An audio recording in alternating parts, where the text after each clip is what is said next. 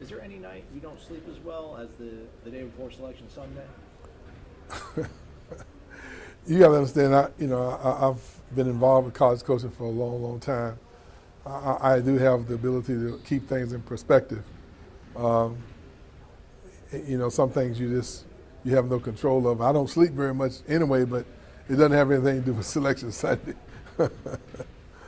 How relieving, though, was it to, first off, do you like the process they did this year with just unveiling everybody like that? Well, it doesn't really matter, really. I mean, if they think this is best for TV ratings, and if this is a new formula they think works for them, I'm okay with it. But the most important thing is that, I felt all along that our body of work was sufficient enough for us to get to the NCAA tournament. And, for the most part, we were pretty confident that we'd be selected to go. But, you always are anxious, and your players are, the anticipation of who you're playing against and where you're going to play is exciting. And so it was a period that I think is good for our guys to go through. But overall, from all indication I had, that we had won enough of the right kinds of games that would put us in a position, where we'd have an opportunity to participate in the NCAA tournament. I guess just your initial thoughts on your first round matchup. Well, obviously, we haven't had an opportunity to watch video, but that's what we're doing tonight. But it doesn't really matter who you're playing, because you're going to be playing against a quality opponent.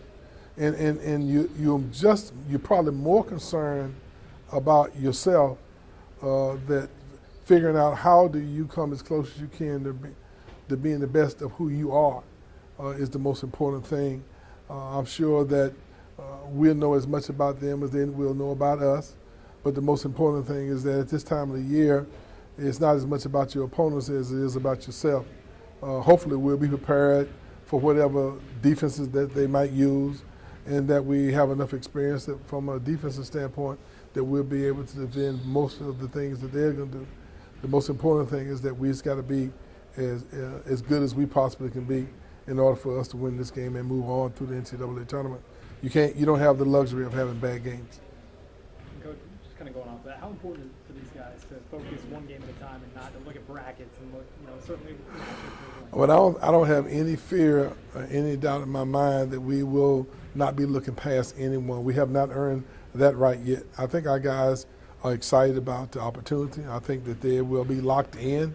I think that having the opportunity to participate in the NCAA tournament means an awful lot to them, and I expect them to be focused and intent and really doing the very best that they can in order for us to hopefully move on through the tournament.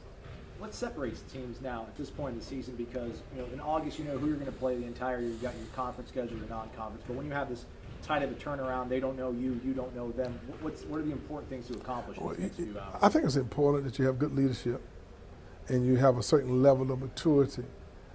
The older, more matured teams have a tendency not to be as emotional, not as affected by the moment, like maybe some teams that would be, maybe a less experienced team. But we've gone through the year. We've had our ups, we've had our downs. We've done some really good things, and we realize areas where we need to improve on. So I think there's a certain level of maturity with this team that I'm expecting them to come back and be mindful of the fact of the areas where we need to improve, and with a clear understanding that we need to be at our very best. So I'm excited about and confident that we're going to go into this tournament with the right mindset.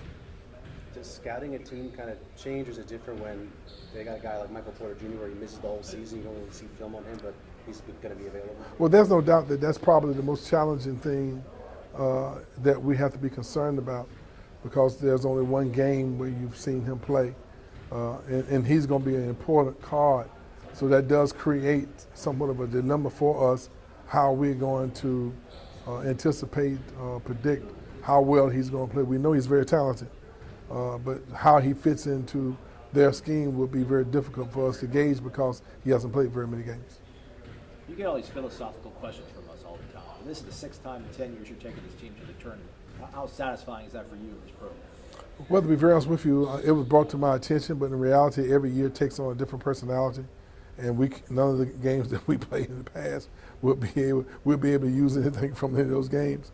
So this is a new team, and our focus will not be on what has happened in the past, but what we need to do in the present, and that is to go out here and take advantage of these next 2 or 3 days of practice. Hopefully, we'll manage it, try to anticipate the things that we need to be prepared for as we go into the NCAA tournament. Last year, I felt that we didn't manage our emotions as well. I thought that for whatever reason, we were not at our very best.